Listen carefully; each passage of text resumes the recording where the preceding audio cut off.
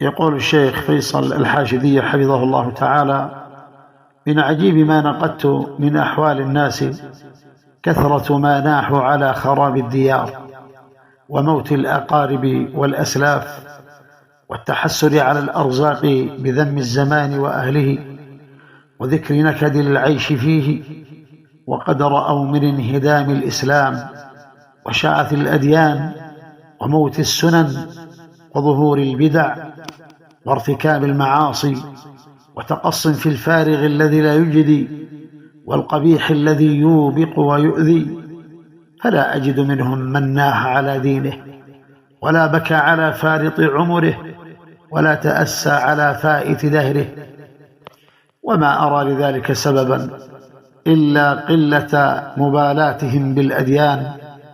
وعظم الدنيا في عيونهم